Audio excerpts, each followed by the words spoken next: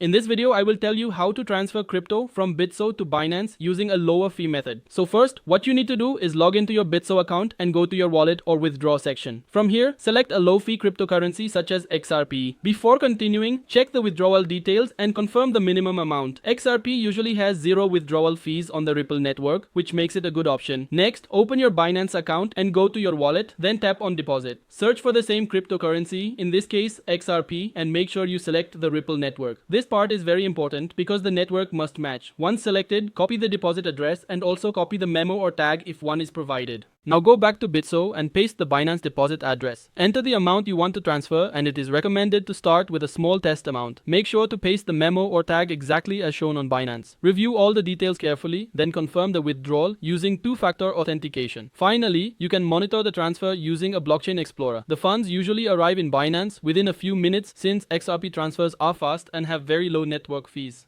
That's how you transfer crypto from Bitso to Binance using a lower fee method. Thanks for watching. If this helped, like and subscribe.